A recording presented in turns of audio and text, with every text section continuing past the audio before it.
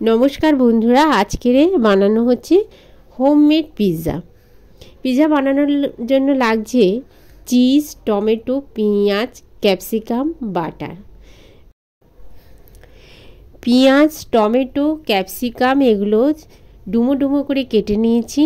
देखुन आगे थेके एगुलो परिष्कार करे निয়েছিলাম। एरपरे लागছে চিনি, बेकिंग पाउडार, बेकिंग सोडा, एरपर टक दई और मयदा टक दईगुलो निये एकसाथे माखते हबे एई रकम भावे। एते नुन प्रयोजन मतो देबो, सामान्य एकटु जेमन लागबे सेरकम एकटु नुन देबो, चिनी, बेकिंग पाउडार, बेकिंग सोडा जे जेमन भावे करबेन सेई परिमाण मतोई देबेन।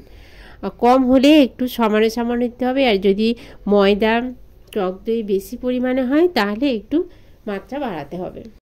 मयदा टक दई माखानो हबे। मयदा टक दইয়ের মধ্যে চিনি, নুন, বেকিং পাউডার, বেকিং সোডা দিয়ে ভালো করে মাখাচ্ছি, কিন্তু জল দেব না। জল কম করে টক দই দেব যাতে ময়দাটা মাখা যায়।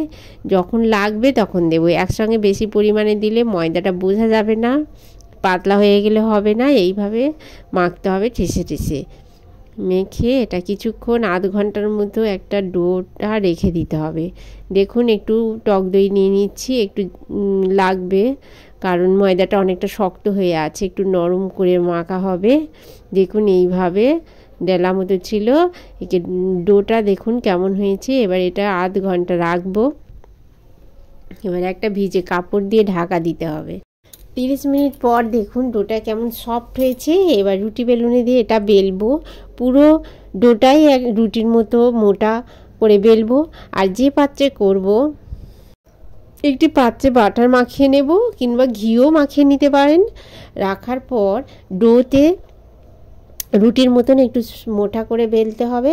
বেলার পর যে পাত্রে রাখা হবে সেই পাত্রের সাইজে হবে। দেখুন কিরকম। থালার মধ্যে দিয়ে দিলাম। দেওয়ার পর একটু কাঁটা চামচ দিয়ে গিঁথে গিঁথে দিতে হবে যাতে তেল বা বাটার যেগুলো দেওয়া হবে সেই গরমটা ঢাকা দিলে। পিৎজাটা থালার মধ্যে দিয়ে দিয়েছি। দেখুন কাঁটা চামচ দিয়ে একটু ফুটো ফুটো মতন করে দিতে হবে। দেওয়ার পর বাটার নিয়ে দিতে হবে, বাটারগুলো লাগিয়ে দিতে হবে সুন্দর করে চারিদিকে যাতে পুরোটা যেন হয়। এরপর টমেটো সস দেব। দেওয়ার পরে একটা চামচ দিয়ে যাতে পুরোটাই লাগে দেব। এরপর হচ্ছে পেঁয়াজ, ক্যাপসিকাম এইগুলো সাজিয়ে দেব সুন্দরভাবে। দেওয়ার পর চিজ দেব। দেখুন কেমন লাগছে সুন্দরভাবে। এবার কেউ গ্যাসেও করতে পারেন, কেউ উনানেও দিতে পারেন। দেওয়ার পর পুরো যেমন কেক ঢাকা দেয় যে ভাপটা বাইরে যাবে না সেইরকমভাবে ঢাকা দিতে হবে। আমি উনানেতেই করেছি।